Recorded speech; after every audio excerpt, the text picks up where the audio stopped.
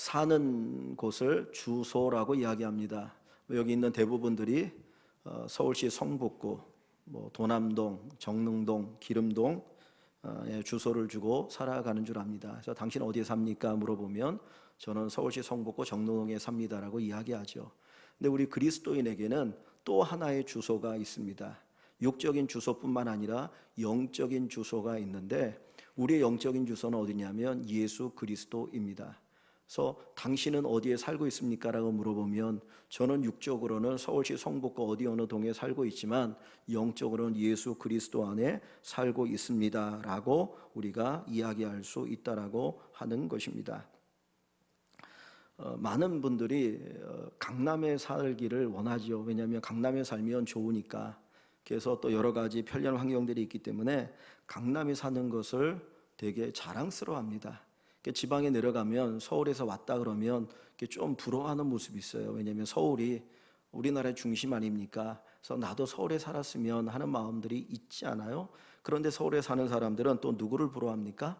강남에 사는 사람을 부러워하죠. 똑같은 집이어도 강남의 집값과 강북의 집값에 엄청난 차이가 있고 또 문화 혜택이나 여러 가지 것들이 강남이 많이 밀집되어 있다 보니까 사람들이 강남에 사는 것을 자랑스러워합니다. 근데 우리는 강남에 사는 것, 그것을 부러워하거나 자랑하는 것보다 저와 여러분들이 예수 그리스도 안에 살고 있다는 것, 나의 영적인 주소가 예수 그리스도라고 하는 것을 인하여 우리는 정말 기뻐하고 자랑할 수 있어야 합니다. 내가 비록 강남에 살지 못해도, 내가 좋은 집에 살지 못해도 예수 그리스도 안에 살아가고 있다라고 하는 이 사실에 대해서 우리는 기뻐하고 즐거워하고 감사할 수 있어야 할 줄 압니다. 우리는 어디에 살고 있느냐? 예수 그리스도 안에 살고 있는 것이죠. 이 코로나19 때문에 우리가 함께 예배드리지 못합니다. 그래도 오늘은 조금 더 많은 몇 분들이 이제 함께 예배를 드리는데 사실 지난주, 지지난주는 앞에서 예배를 드리면서도 너무 마음이 아팠어요. 힘들었고 야, 이게 뭔가 라는 생각이 들었고, 사실은 지난 월요일 날 제가 아침에 그 KBS 뉴스 광장인가 뉴스를 봤는데 저는 기독교뿐만 아니라 불교나 천주교 똑같이 비대면으로 예배드린 줄 알았거든요. 근데 그 뉴스를 보니까 천주교에는 사람들이 있더라고요. 불교도 사람들이 있는데 기독교만 그런 것 같아서 사실은 되게 마음이 아팠기도 했습니다. 또 우리가 자초한 것들도 있구나라는 생각을 갖기도 했거든요. 그런데 우리가 예배당 안에 있다고 해서 내가 예수 안에 있는 것이냐? 우리가 예배당 밖에 있다고 해서 예수 밖에 있는 것인가? 그거는 아니라는 거예요. 예배당 안에 있어도 예수 밖에 있는 사람들이 있고요. 비록 예배당에 모여서 우리가 함께 예배하지 못하지만 가정에 있지만은 예수 안에 있는 수많은 성도들이 있습니다. 진짜 예수 안에 내가 있는가 하는 부분을 새롭게 한번 반성해보는 이번 기회가 될 수 있기를 원합니다. 우리가 예수 안에 있는다고 하는 것, 예수를 주소로 삼고 그 예수 안에서 살아가는 것이 왜 중요하냐면 예수 안에서 모든 좋은 하나님의 은혜, 은사들이 우리에게 주어지기 때문이에요. 그 에베소 1장은 우리가 구원받은 것을 이야기합니다. 하나님이 우리를 어떻게 구원하셨는지, 성부, 성자, 성령 하나님이 어떻게 우리를 구원하여 주셨는지를 보여주는데 거기에 흐르는 내용이 뭐냐면 그리스도 안에서요. 그리스도 안에서 성부 하나님이 우리를 택하셨고, 그리스도 안에서 그리스도께서 우리를 십자가 죽으셨고, 그리스도 안에 성령께서 우리에게 그 구원의 은혜를 누리게 하여 주신다는 거예요. 그러니까 그리스도를 떠나면, 그리스도 안에 살지 않으면 우리는 하나님의 놀라운 축복을 경험할 수가 없는 사람들입니다. 또 예수 그리스도 안에 지혜와 지식의 보화가 가득하고 그리스도를 통하여서 우리에게 놀라운 복을 주시기 때문에 우리가 그리스도 안에 산다라고 하는 것은 우리가 강남에 사는 것보다, 어떤 좋은 집에 사는 것보다 더 큰 축복이고 은혜라고 하는 것을 우리가 깊이 깨닫게 되어집니다. 하나님께서는 우리가 예수 안에 사는 것, 예수 안에 사는 것을 최고의 복으로 우리에게 주신 것입니다. 그래서 내가 예수 안에 있다라고 하는 것에 대한 자부심과 자랑스러움과 정말 그 기쁨을 가지고 살아가는 우리 모든 성도들이 될 수 있기를 주님의 이름으로 간절히 축원합니다. 가끔 이제 국회에서 청문회를 하잖아요. 얼마 전에도 국방장관 청문회를 하고 장관을 세우거나 고위직을 세울 때 청문회를 합니다. 그러면 청문회를 하면 그 사람이 얼마나 이것을 잘 감당할 능력이 있느냐, 얼마나 도덕적인가, 이런 거를 이제 검증을 합니다. 근데 가끔 검증하면서 나오는 문제가 뭐냐면 위장전입이에요. 위장전입. 주소지는 분명히 여기인데 살지 않아요. 주소진 여기인데 살지 않으면 그것 때문에 엄청나게 곤욕을 당하고 사과를 하고 죄송합니다. 근데 주소지를 거기 두는 이유는 뭡니까? 거기에 있는 뭔가를 혜택을 누리기 위해서 주소지만 거기에 두는 거잖아요. 사실은 거기 살아야 진짜 주소죠. 하나님께서 우리에게 예수 그리스도가 우리 주소라고 얘기한다면 정말 우리는 그곳에 살아야 합니다. 그런데 교회 안에 어떤 분들은 위장 전입하며 사는 것 같은 분들도 있다라는 거예요. 나는 예수 밖에 있어요. 내가 살아가는 모든 것이 예수 밖에 있는데 내가 교회 나온다고 해서 예배 참석한다고 해서 나 스스로가 예수 그리스도 안에 있다라고 하는 착각을 가지고 사는 사람들이 어떻게 보면 영적으로 위장 전입한 사람이라고 생각할 수 있다라고 하는 겁니다. 내가 예배당에 있다라고 한 그것이 나의 구원을 보장해 주는 것이 아니거든요. 정말 내가 예수 그리스도 안에 살고 있느냐, 나의 주소지가 영적인 주소지가 예수 그리스도인가 예수 그리스도 밖인가 우리가 살펴봐야 합니다. 사실 저나 여러분들은 이전에 예수 그리스도 밖에 있던 사람들이에요. 예수 그리스도 밖에서 멸망을 향해 갔던 사람들인데 하나님이 우리를 사랑하셔서 우리를 예수 그리스도 안에 살게 하여 주신 것입니다. 그 예수 그리스도 안에 사니까 구원을 얻었고 하나님의 은혜를 누리고 하나님의 보호를 받고 살아가게 되었던 것이죠. 오늘 예배하면서 우리 일광의 모든 식구들이 한번 생각해 봐야 될 것이 정말 내가 예수 그리스도 안에 있는가, 예수 그리스도 안에서 살고 있는가, 이 부분을 확인해 볼 수 있어야 할 줄 압니다. 저와 여러분들이 위장 전입이 아닌 진짜 예수 그리스도 안에 살아야 되는 이유가 있습니다. 오늘 본문 1절부터 이 사실 어디입니까? 7절 말씀까지 쭉 보면 예수 그리스도 안에 있어야 우리가 열매를 맺는다라는 거예요. 예수 그리스도 밖에 있으면 열매가 없고 예수 그리스도 안에 있어야 열매가 있다라고 하는 것을 이야기해 주고 있지요. 먼저 1절과 2절을 봅니다. 나는 참 포도나무여 내 아버지는 농부라. 무릇 내게 붙어 있어 열매를 맺지 아니하는 가지는 아버지께서 그것을 제거해 버리시고 무릇 열매를 맺는 가지는 더 열매를 맺게 하려 하여 그것을 깨끗하게 하시느니라. 너희는 내가 일러준 말로 이미 깨끗하여졌으니 내 안에 거하라. 나도 너희 안에 거하리라. 가지가 포도나무에 붙어 있지 아니하며 스스로 열매를 맺을 수 없음 같이 너희도 내 안에 있지 아니하면 그러하리라. 즉 다시 말하면 예수 안에 살아야 되는 이유가 바로 열매를 맺기 위함입니다. 여러분들이 집에서 화초를 길러보신 분은 알겠지만 가지를 딱 잘라 놓으면 거기서 뿌리가 생기지 않는 한은 그 가지는 말라 죽게 되어 있어요. 가지 자체에는 생명력이 없습니다. 그것은 뿌리에 의해서 끊임없이 영양을 공급받아서 살아가는 존재라고 하는 거예요. 우리 한 사람이 어떻게 보면 이 포도나무 비유 가운데 가지인데 우리 스스로가 어떤 생명력을 만들어서 열매를 맺을 수 없다라는 거예요. 얼마 전에 오랜만에 친구를 만나서 이야기하는데 그 친구가 이런 얘기 저런 얘기 하다가 자기가 과거에 그 시민단체에서도 잠깐 활동을 한 적이 있다고 합니다. 시민단체라고 하는 것이 가장 기본은 양심에 의해서 뭔가를 만들고 조직하고 일을 하는 것이거든요. 그러니까 선한 양심을 가지고 선한 목적을 가지고 그 일을 하려고 합니다. 그런데 우리가 아는 것처럼 나중에 보면 변질되는 경우가 많이 있어요. 뭐 요즘 정의원에 대해서 얘기하는데 저는 잘 모르겠습니다. 그런데 처음에 그 시작할 때에 나름대로 선한 어떤 목적과 의도를 가지고 시작을 하거든요. 그 양심에 의해서. 근데 시간이 흐르면서 이게 변질되어서 뭐 횡령이 일어나기도 하고 뭐 여러 가지 일들이 일어나기도 해요. 그러니까 인간의 양심이라는 게 한계가 있다라는 거예요. 왜냐하면 그 양심이 죄로 물들어 있기 때문에 온전히 선한 일을 할 수가 없는 거예요. 거긴 진짜 하나님이 찾으시는 선한 열매가 맺어지지 않습니다. 그래서 가지 스스로는 열매를 맺을 수 없기 때문에 가지는 반드시 나무에 붙어 있어야만 열매를 맺는다는 거예요. 그래서 우리 성도들에게 주님은 내 안에 있어라, 4절에 말씀하는 것처럼 내 안에 거하라, 내 안에 거하라, 그래야 열매를 맺을 수 있다라고 우리에게 말씀하여 주고 계시는 것입니다. 사랑하는 성도 여러분, 우리가 주 안에 거할 때, 예수 안에 살아갈 때 우리는 열매 맺는 삶을 살 수가 있게 되는 것입니다. 그래서 열매를 맺어야 되는데 열매를 맺으면 어떤 결과가 우리에게 주어집니까? 8절을 보시면 8절에 너희가 열매를 많이 맺으면 내 아버지께서 영광을 받으실 것이요 그랬어요. 열매를 많이 맺으면 누가 영광을 받습니까? 아버지가 영광을 받아요. 오늘 본문 1절에는 내가 참 포도나무 내 아버지는 농부라. 그 포도나무에 열매가 많이 지면 누가 제일 기뻐합니까? 농부가 기뻐하죠. 야, 이렇게 많이 열매를 맺었구나. 하나님이 기뻐하시고 하나님께 영광이 됩니다. 우리가 예수를 믿고 구원받은 이후 하나님 우리를 창조하신 가장 근본적인 목적은 저와 여러분들이 하나님께 영광 돌리는 거예요. 그죠? 그래서 인간의 제일 되는 목적이 무엇이냐? 하나님을 영화롭게 하고 영원토록 그를 즐거워하는 것이다. 그래서 하나님께 영광을 돌리는 것이라고 이야기를 합니다. 이 포도나무에서 보통 이 포도송이가 맺힐 때 한 얼마 정도 맺히는 줄 아십니까? 포도나무 하나에서 한 350송이의 포도가 맺힌다 그래요. 어마어마하죠.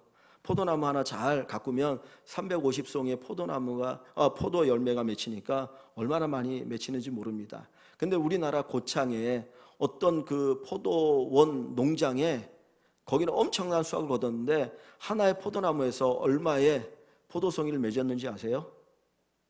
찾아보니까 4,000송이 이상이 맺혔대요. 그러니까 10배 이상이잖아요. 근데 정말 열심으로 잘 가꿨다고 합니다. 그랬더니 그 포도나무가 엄청나게 클 뿐만 아니라 거기서 4,000송의 포도 열매가 맺히는 어마어마한 결과가 주어진 거예요. 하나님은 끊임없이 예수를 통해서 우리에게 은혜를 주십니다. 우리가 예수 안에 있으면 주님이 우리에게 은혜를 주셔서 그 은혜를 가지고 열매를 맺게 하시거든요. 근데 예수를 떠나면 우리가 열매를 맺을 수 없다라는 거예요. 그래서 예수 안에 거하라, 예수 안에 거하라, 예수 안에 거하라고 하는 이야기를 하고 있는 것이죠. 사실 요즘 제가 이 코로나19 시대를 겪어가면서 여러분들도 느끼는 거지만 세상이 교회에 대해서 엄청나게 비판적인 어떤 생각들을 가지고 있구나라는 것들을 많이 느낍니다. 그래서 요즘은 뭐 이런 얘기 저런 얘기하면 이런 얘기하면 이런 얘기해도 욕먹고 저런 얘기하면 저런 얘기해도 욕먹더라고요. 그래서 입을 딱 다물고 있어야 되는데 친구 목사님이 지방에서 목회를 하면서 요즘 이제 그 성복 이 교회에서 엄청난 확진자 나왔잖아요. 그러면서 막 교회가 욕을 먹으니까 현수막 하나 붙여놨습니다. 교회가 죄송합니다 붙여놨는데 그 교인이 그걸 보고 참 좋아가지고 그걸 사진 찍어서 어느 블로그에다 올려놨다는 거예요. 그러면 그걸 보면서 사람들이 그런 마음을 가지고 있구나 이렇게 칭찬하거나 위로해 줄 줄 알았더니 거기 악성 댓글이 막 달리는데 감당이 안 되더래요. 그래서 나중에 이제 거기에 대해서 변명을 하고 결국에는 그걸 그냥 내려버렸답니다. 그러니까 세상으로부터 지금 교회가 이렇게 어려움을 당하고 있고 비난을 받는데 그 이유가 뭘까? 교회 안에 확진자가 엄청나게 많이 나와서 그런 거 있죠. 근데 사실 뭐 바이러스가 교회에만 살고 있는 게 아니잖아요. 우리가 사회활동하면서 나도 모르게 바이러스에 감염되고 나도 모르는 상황에 또 누군가에게 감염시키다 보니까 그런 것이 많고 한국의 교회가 몇 개냐? 7만 교회가 넘습니다. 전국적으로 따지면 크고 작은 교회들이 그러니까 다른 어떤 것보다도 감염자가 나올 수 있는 확률이 많은 거예요. 근데 이것저것 다 빼놓고 그렇게 얘기합니다. 또 어떤 분들은 정부가 반기독교적인 정책을 펴고 있다라고 이야기하는 분들도 있어요. 뉴스를 보거나 뭐 여러 가지를 보면 정말 기독교에 대해서 이게 적대적인 정책을 펴는 게 아닌가라는 생각이 들기도 할 정도로 그런 것들도 있더라고요. 근데 그걸 떠나서 정말 이 시대 속에서 왜 교회가 비난을 받고 있는가? 제가 어느 목사님을 얘기했더니 그 딸내미가 그런 얘기를 하더래요. 그 젊은 애들이 하는 이야기가 교회는 없어야 될 존재다라는 식으로 얘기하고 얼마 가면 없어질 것이다 뭐 이런 식으로 아주 비판적인 얘기를 수많은 젊은이들이 한다는 거예요. 그 이야기를 들으면서 너무나 가슴이 아팠는데 왜 그럴까? 사실 80년대 민주화 운동할 때도 교회에 대해서 아주 비판적인 생각들이 많았거든요. 근데 그때나 지금이나 동일한 생각을 가지고 있는 이유가 어디에 있을까? 오늘 본문에 보면 그 이유를 한 가지 이야기합니다. 성도들이 그리스도 안에 있지 않고 열매를 맺지 않기 때문에 이런 결과가 일어나고 있다라고 우리에게 이야기해주고 있습니다. 자, 다시 어디를 보시면 그 이야기를 하고 있는 것이죠. 4절에 내 안에 거하라, 예수 안에 거하라. 우리가 예수를 주로 삼고 거기에 거하며 살아가야 되는데 너희 안에 거하리라. 가지가 포도나무에 붙어 있지 아니하면 스스로 열매를 맺을 수 없음 같이 너희도 내 안에 있지 아니하면 그러하리라. 예수 안에 있지 않으면 열매를 맺을 수 없다라는 거예요. 그죠? 자, 그러면 어디를 보시냐면 6절을 봅니다. 6절에 보면 사람이 내 안에 거하지 아니하면, 그죠? 예수 안에 거하지 않고 열매를 맺지 아니하면이라는 말과 연결되죠. 4절에 6절 사람이 내 안에 거하지 아니하면 가지처럼 밖에 버려져 마르나니 사람들이 그것을 모아다가 불에 던져 사르느니라. 열매 맺지 못하는 가지는 결국은 밖에 버려져서 불사름 받을 수밖에 없다라고 하는 거예요. 우리가 산상수훈에 보면 너희는 세상의 소금이니 그랬어요. 맛을 잃으면 어떻게 한다고요? 밖에 버려져 사람들에게 밟힐 뿐이라 조롱거리가 된다라는 것이죠. 그러니까 오늘날 우리가 이 어려운 현실을 살아가면서 우리 자신을 한번 반성해 봐야 될 게, 정말 내가 참된 그리스도 안에 있는가, 우리가 그리스도 안에 살고 그리스도를 통하여서 우리가 열매를 맺고 있는지 아닌지 살펴봐야 할 줄 압니다. 세상은 교회를 박해해요. 그리스도인들을 박해해요. 그러면서 그리스도인들이 뭐를 원하고 있냐면 그리스도인 다움을 원하고 있다는 거예요. 정말 그리스도인인지 그것을 보기를 원하고 있는 것입니다. 한쪽으로는 박해하지만 그러면서도 정말 꿋꿋하게 믿음으로 살아가고 뭔가 하나님 앞에서 선을 행하고 세상에 빛을 비추고 열매를 맺는 사람들을 지금도 세상은 찾고 있다라는 거예요. 그런 면에서 저와 여러분들이 정말 그리스도인 다음을 가지고 살아가고 있는가, 무늬만 그리스도인이 아닌 진정한 그리스도인, 속이 꽉 차 있는 그리스도인이 될 수 있기를 원합니다. 그리할 때 세상으로부터 사랑받고 존경받는 교회가 되어지고 그리스도인이 되어질 줄 압니다. 가장 중요한 것, 예수 안에 있는가, 우리가 예수 안에 있는가, 예수 안에 있는가, 이 부분을 날마다 질문해보고 점검해 볼 수 있기를 소원합니다. 그러면 우리가 어떻게 예수 안에 있을 수 있습니까? 너희는 내 안에 거하라. 주님께서 우리로 하여금 예수 안에 거하라고 말씀하는데 우리가 어떻게 예수 안에 거할 수 있는가? 오늘 본문 7절 한번 봅니다. 7절을 보시면 너희가 내 안에 거하고 내 말이 너희 안에 거하면, 그랬어요. 너희가 내 안에 거하고 내 말이 너희 안에 거하면, 우리가 예수 안에 거하는 비결을 얘기하는데 주님의 말씀이 우리 안에 거하는 겁니다. 주님의 말씀이 우리 안에 거하는 겁니다. 우리가 종종 절인다라는 말을 쓰잖아요.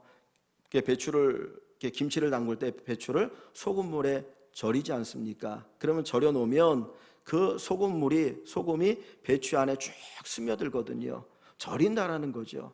젓갈, 우리가 이제 입맛이 없을 때 젓갈을 먹으면 맛있는데 젓갈도 여러 종류가 있지 않습니까? 그러면 그것도 소금으로 양념을 많이 해가지고 거기다 이렇게 쭉 담가 놓습니다. 그러면 그게 6개월이 가고 1년이 가고 얼마 시간이 흘러가면서 완전히 그게 쭉 절여지면서 거기에 맛이 배거든요. 그리고 그 하나 딱 먹을 때 입맛을 돌게 하는 그런 어떤 능력이 있더라고요. 우리가 하나님의 말씀이 우리 안에 거한다는 것은 우리가 하나님의 말씀에 절여지는 겁니다.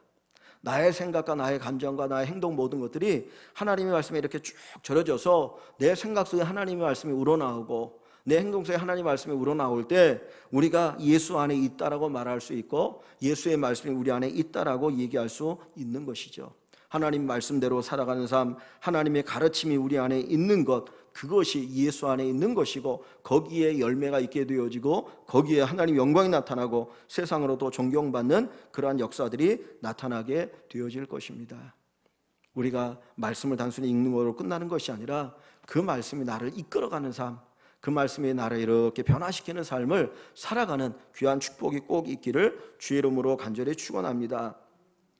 이 15장 4절에 보면 내 안에 거하라, 예수 안에 거하라 그랬어요. 예수님께서 내 안에 거하라, 나 예수 안에 거하라는 거죠. 근데 이 거하라고 하는 단어가 우리가 가지고 있는 이 성경은 개역 개정이에요. 그러니까 한국 교회가 이거는 공식적으로 사용하는 성경이고 그 외에 이제 개인적으로 읽을 수 있는 조금 쉽게 성경을 이해하면서 읽을 수 있는 성경들이 많이 있습니다.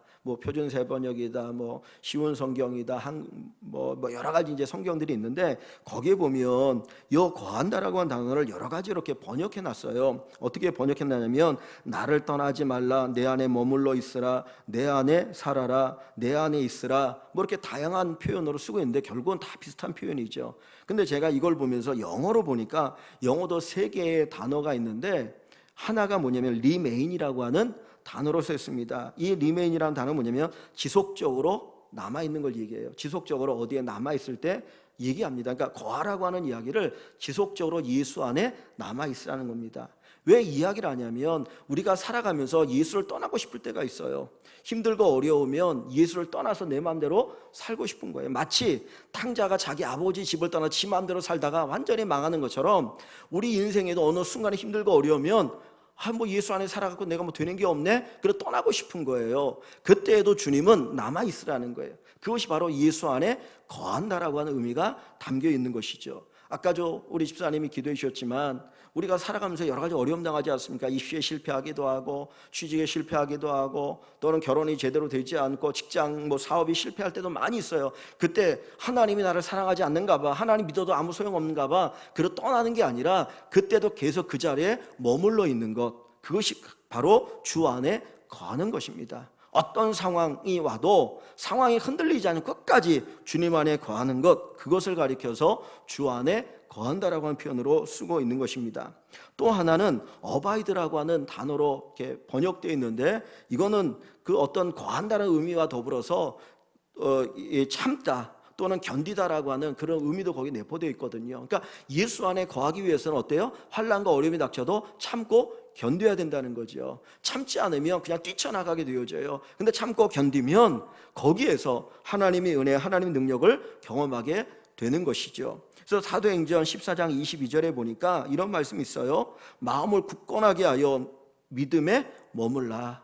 마음을 굳건하게 하여, 어떤 어려운 환경이 올 때에 흔들리지 말고 마음을 굳건하게 하여 믿음에 머물라. 우리가 믿음에 머물면 거기에서 하나님의 은혜를 새롭게 경험하고 열매 맺는 귀한 삶을 살게 되는 것입니다. 지난번 장마 때 그 뉴스를 보니까 뉴스에 하나 이런 장면이 나오더라고요. 어느 동네에 이렇게 이제 강이 앞에서 흐르는데 이 강물이 범람해가지고 집들마다 막 들어왔는데 엄청나게 가슴까지 막 이렇게 차는 거예요. 근데 어떤 나이 많으신 분들이 그런 상황 속에서도 겨우 이제 구조됐는데, 그 구조할 때까지 버텼는데 어떻게 버텼느냐? 자기 집 앞에 있는 그 기둥을 버팅겼다는 거예요. 시골 집에 이렇게 보면 기둥들이 있지 않습니까?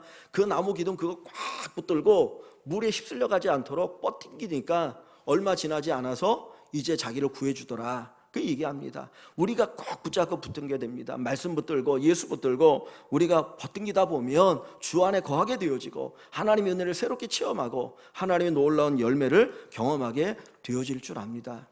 예수 안에 거하라. 예수 안에 거하라. 우리가 살 곳은 예수 그리스도입니다. 우리는 예수 떠나서 살 수 없는 사람들입니다. 저는 가끔 이렇게 기도할 때마다 또 그런 찬송, 예전에 그 우리 믿음의 선배들이 불렀던 찬송이 생각나는데, 물을 떠난 고기는 혹시 산다 해도 예수 떠난 심령은 잠시도 못 사네. 그 찬양 여러분 아십니까? 물을 떠난 고기가 혹시 산다 해도 예수 떠난 심령은 잠시도 못 사네. 예수님 예수님 내 주여, 이런 찬양이 있거든요. 물고기가 물을 떠나 어떻게 살 수 있습니까? 못 살죠. 물을 떠난 고기가 산다 하는 기적이 있다 할지라도 우리는 예수 떠나 결코 살 수 없다. 우리 예수 안에 있어야 합니다. 예수님으로부터 내려오는 그 은혜를 통해서, 예수님으로부터 내려오는 생명을 통해서, 예수님으로부터 내려오는 그 능력을 통해서 살아가는 사람들이 저와 여러분들인 것을 우리가 꼭 기억하시면서 그 은혜를 마음껏 누리시기를 주님의 이름으로 축원합니다. 이게 4절 말씀 한번 다시 보시면, 너희가 내 안에 거하라, 내 안에 거하라, 나도 너희 안에 거하리라. 그렇죠? 너희가 내 안에 거하면 나도 너희 안에 거할 것이다. 사실 이 말씀을 이렇게 저렇게 우리가 해석해 볼 수 있는데요, 이 말씀을 보면서 제가 수학의 한 집합이라는 개념을 한번 이렇게 그려봤어요. 우리가 예수 안에 거한다라고 하는, 예수님이 나보다 크다는 거잖아요. 예수님이 내 안에 거한다라고 하는 거는 내가 예수님보다 크다라고 하는 의미가 되겠죠. 이렇게 집합에 이렇게 기호로 그려버리면, 동그라미로 그려보면, 근데 너희가 내 안에 거하면 나도 너희 안에 거하리라 그랬거든요. 근데 요걸 집합으로 그려보면 어떤 그림이 나올까요? 두 개의 원이 어떻게 됩니까? 하나가 되죠. 겹쳐서 딱 하나가 될 때 내가 예수 안에 거하고 예수님이 내 안에 거하는 것이 된다라는 거예요. 즉 이 이야기는 뭐냐면, 우리가 주 안에 거하고 말씀 안에 거하며 살아갈 때 주님과 내가 온전히 하나가 되는 거예요. 이걸 연합이라는 표현을 쓰고 있는 겁니다. 그러니까 주님께서 내가 너와 온전히 연합되기를 원해. 그래서 교회와 예수님과의 관계를 에베소서에 보니까 5장에 뭘로 표현합니까?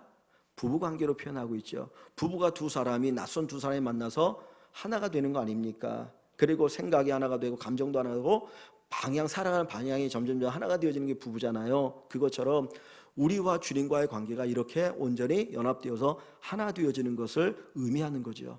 그러니까 전에는 예수님 생각 다르고 내 생각 다르고 예수님 감정 다르고 내 감정 다르고 예수님이 걸어가는 길 다르고 내 길 달랐는데 우리가 주 안에 있고 주님이 내 안에 있다 보니까 이게 하나가 되는 거예요. 내 생각이 예수님의 생각, 예수님의 생각이 내 생각, 예수님의 감정이 내 감정, 내 감정이 예수님의 감정, 예수님이 걸어가는 길이 내가 가는 길, 내가 가는 길이 예수님 가는 길, 완전히 하나가 되어서 정말 주님과 하나 되어짐을 누리며 살아가는 축복을 여기에서 이야기하고 있는 겁니다. 요한복음을 보다 보면 내가 아버지 안에 있는 것처럼 또 아버지가 내 안에 있는 것처럼 저들도 내 안에 있게 되라, 뭐 이런 표현들이 많이 나와요. 그러니까 이 요한복음을 통해서 주님이 얘기하는 것은 철저하게 주님과 내가 어떻게 돼요?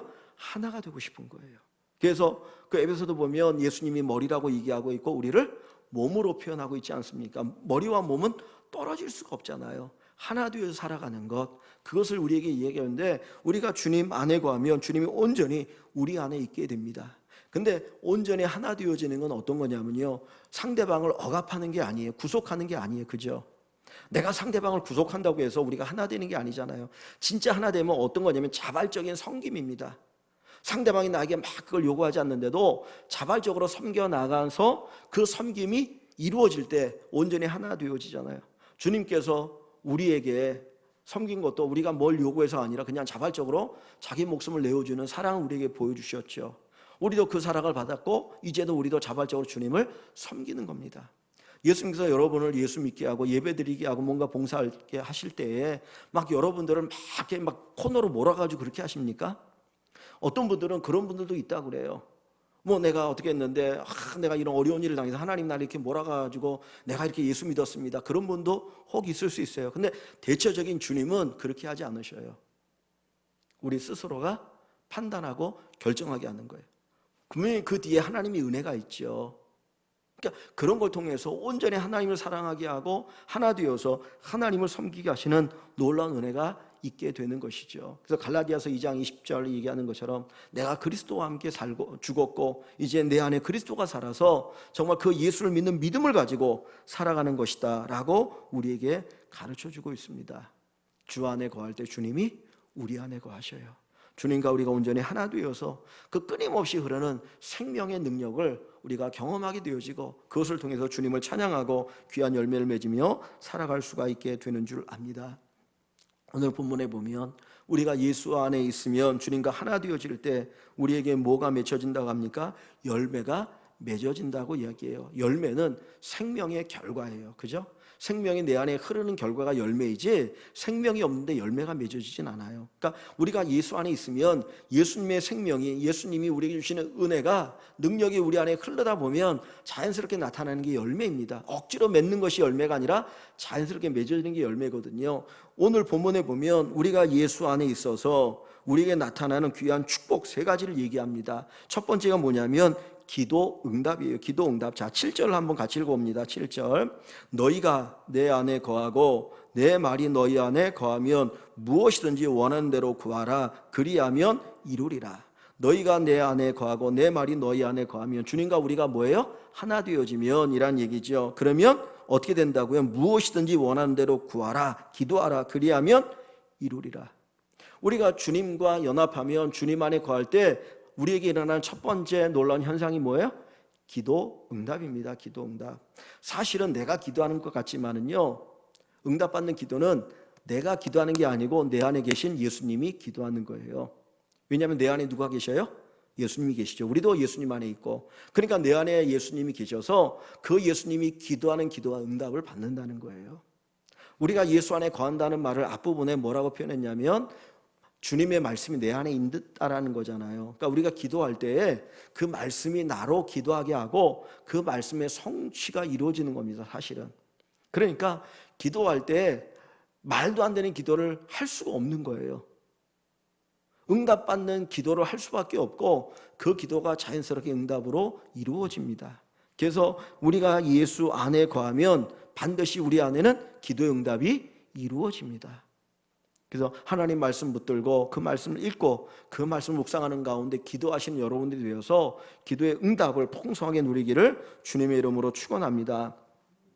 두 번째로 우리가 주 안에 있을 때 우리가 경험하는 하나님의 놀라운 은혜는 사랑을 누리게 된다는 거예요. 사랑을 누리게 된다. 자, 9절과 10절 말씀을 같이 읽어봅니다. 9절 10절. 아버지께서 나를 사랑하신 것 같이 나도 너희를 사랑하였으니 나의 사랑 안에 거하라. 내가 아버지의 계명을 지켜 그의 사랑 안에 거하는 것 같이 너희도 내 계명을 지키면 내 사랑 안에 거하리라. 아멘. 9절과 10절에서 얘기하는 게 뭡니까? 예수의 사랑 안에 거하는 거죠. 하나님의 사랑 안에 거하게 된다는 거예요.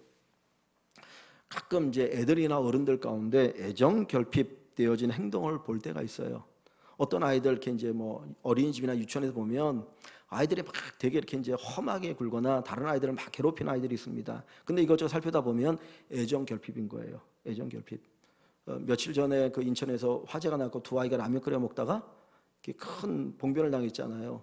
그 엄마가 그 전날 밖에 집을 나갔다가 그 다음날 불이 난 이후에 들어왔다 그러더라고요. 야, 어떻게 그렇게 아이를 기를 수 있을까 하는데 애정 결핍. 그럼 그 아이들이 사랑받지 못하면 아이들은 반드시 뭔가로 표출이 되어지거든요. 애정 결핍, 부모의 사랑을 받는 게 되게 중요하지 않습니까? 근데 우리 그리스도인에게 있어서도 하나님의 사랑을 받는 게 중요해요. 사실 하나님은 한없이 사랑하시잖아요. 십자가를 통해서 내가 너를 이렇게 사랑하고 있다는 걸 보여주는데 그 사랑을 받지 않고 이렇게 막고 있는 사람이 있어요. 예수 안에 있지 않으면 그 사랑을 모르는 거예요. 그러면 그 사랑에 대한 결핍이 일어나게 되어지면 어디에 집착합니까? 세상에 집착하는 거예요. 세상에 그냥 세상의 것을 그렇게 얻으려고 세상의 명예, 세상의 물질, 세상의 권력, 뭐 그 세상의 쾌락 여기에 집착해서 그것을 통해서 뭔가를 자기 만족을 찾으려고 하는 것이 애정 결핍의 결과예요. 그러니까 하나님의 사랑을 받고 누린다라고 하는 얼마나 큰 복인지 모릅니다. 그러면 만족할 수 있어요. 내가 어느 곳에 있든지, 내가 어디에 있든지 만족하고 자유할 수 있는 겁니다. 그래서 히브리서도 우리에게 뭡니까? 먹을 것과 입을 것이 있은즉 족한 줄로 알라. 하나님의 사랑을 누리고 살아가면 우리는 어디에서든지 만족하고 기뻐하고 그리고 평화를 누리며 살아가게 되어지는 겁니다. 그래서 두 번째로 우리가 주 안에 있을 때 우리가 누리는 은혜는 사랑을 풍성히 누리게 되어지는 거죠. 세 번째, 하나님 그리스도 안에 있을 때 하나님이 우리에게 주시는 은혜는 기쁨 충만입니다. 기쁨 충만. 자, 11절을 봅니다. 11절. 내가 이것을 너희에게 이름은 내 기쁨이 너희 안에 있어 너희 기쁨을 충만하게 하려 함이라. 주님께서 앞부분에 얘기하신 게 너희가 내 안에 있어라. 그럼 열매를 맺을 거야. 뭐 이 얘기 쭉 하신 거잖아요. 그러니까 앞부분에 내가 너희에게 이렇게 이야기한 것은 너희가 내 안에 있어야 된다라고 쭉 이야기하는 것은 내 기쁨이 너희 안에 있어 너희 기쁨을 충만하게 하려 함이라. 그러니까 주님이 우리 안에 있다라고 하는 건 뭘로 표현되어집니까? 기쁨으로 표현되어지는 거예요. 주님이 우리 안에 있다라고 하는 것은 내 기쁨이 너희 안에 있어. 주님의 기쁨이 우리 안에 들어오는 거예요. 그러니까 예수 믿는 우리에게는 기쁨이 충만할 수 있는 것이죠. 그래서 갈라디아 뭡니까? 데살로니가 전서 5장에 여기 바뀌었지만은 항상 기뻐하라. 항상 기뻐하라. 쉬지 말고 기다려. 범사에 감사라. 이는 그리스도 예수 안에서. 이는 그리스도 예수 안에서. 예수 안에서만 그게 가능한 거예요. 기쁨은 주님 안에 우리가 거할 때 경험할 수 있는 것입니다. 환경이 힘들고 어려워도 우리는 예수 안에 있으면 그 안에서 말할 수 없는 기쁨을 누리며 살아가게 됩니다. 그 예전에 불렀던 그 보험성가 가운데 내게 강 같은 평화, 내게 강 같은 평화 있잖아요. 3절이 뭡니까? 2절은 내게 바다 같은 사랑, 3절은 내게 샘 솟는 기쁨, 내게 샘 솟는 기쁨, 샘 솟는 기쁨. 예수님께서 그 성전에 올라가셔서 이제 나를 믿는 자는 그 배에서 생수의 강이 흘러나리라. 어떤 생수의 강이에요? 기쁨의 생수의 강이 흘러나리라. 우리가 예수 안에 있으면 우리 안에 이 기쁨의 충만이 있습니다. 제가 지난주에 예배를 드리고 나서 참 성도들에게 되게 미안하고 죄송한 게 있었어요. 앞에 있으면서 좀 밝게 웃고 예배를 드려야 되는데 지난주에 좀 이렇게 되게 힘들었어요. 왜냐하면 아무도 예배를 드리는 분들도 뭐 하는 분들 막 구청에 나와가지고 앉으려면 저 뒷자리에 앉으라고, 여기 하나도 사진에 나오면 안 된다 가지고 너무 막 그냥 좀 마음이 아프고 그랬거든요. 그러다 보니까 그냥 하고 되게 그래갖고 미안했어요. 예배 끝나고 왔고 그 다음에 내가 앞에서 정말 웃으면서 성도들을 맞이하고 또 비록 눈에 보이지 않지만 또 영상으로 집에서 보면서 예배를 드리는데 이 함께 기쁨으로 예배를 드렸는데 그러지 못한 것 같아갖고 너무너무 죄송했거든요. 근데 주님은 우리에게 말씀하시기를 환경을 뛰어넘는 기쁨이 충만할 것이다. 기쁨이 충만할 것이다. 이 이야기를 하고 계셔요. 우리는 그리스도 안에 사는 사람들입니다. 전에는 예수 밖에 살았지만 우리가 예수를 믿으면서 예수 안에 들어온 사람들, 그리고 예수님도 우리 안에 계셔서 우리와 예수님 결코 떨어질 수 없는 하나 되어진 존재, 연합되어진 존재입니다. 우리가 주님과 연합되어 살아갈 때에만 주님의 능력, 주님의 생명으로 말미암아 열매를 맺어서 그것이 주님께 영광, 아버지 하나님께 영광이 되어지고 우리에게 그게 또 기쁨이 되어지죠. 우리가 주 안에 거하는 것이 필요합니다. 우리가 예수님 안에 거하면 저절로 열매를 맺게 되는데 왜 저절로 열매를 맺느냐? 우리가 예수 안에 거할 때 기도응답을 받고, 예수 안에 거할 때 하나님의 사랑을 풍성히 누리고, 예수 안에 거할 때 기쁨이 충만하기 때문에 자연스럽게 열매가 맺어지게 되어집니다. 이 놀라운 은혜의 축복을 우리 모든 일광의 식구들이 경험할 수 있기를 주님의 이름으로 간절히 축원합니다.